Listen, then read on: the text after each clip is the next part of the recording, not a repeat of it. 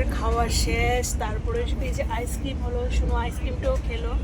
এই যে আইসক্রিম, এটা খাবি? ঠিক হাতে নিতেছে। আচ্ছা নিচে রেখে দে, সব ফেলে দে। তো এই যে একটু ঢেকে একটু নিচে রেখে দেবো।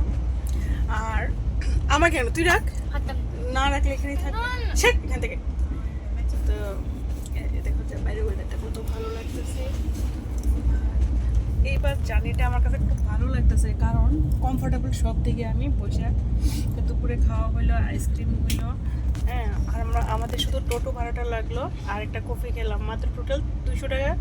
মানে জার্নিতে ট্রেনের টিকিট বাদে মাত্র 200 টাকা খরচ হইলো। 200 টাকার খরচের মধ্যে 170 টাকা দিলাম টোটো ভাড়া, আর 30 টাকা কফি, আর বাকি ট্রেনের খাবার।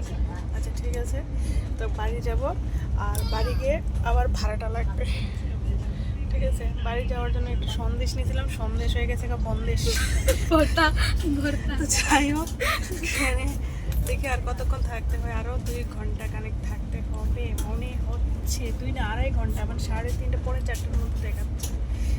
তাড়াতাড়ি পৌঁছে যেত, আর ভালো লাগতেছে, ভালো লাগতেছে, আমার ভালো লাগতেছে জার্নিটা। তেজস নেমে গেলেই তো নেমে গেলাম। 2500 টাকার একজনে কত ভাড়া? 2800 টাকা। 2500 না 2800, হ্যাঁ।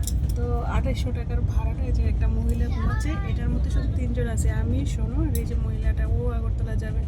তো একটু বেশিক্ষণ থাকে না, আর বলবো না, তাড়াতাড়ি নামানোর কথা। একটু 2500 টাকা 2800 টাকা তো আর ইজিলি তো শেষ হবে না, কিছুক্ষণ থাকলে যতক্ষণ কমতি হয়, এরকম ভাব একটা।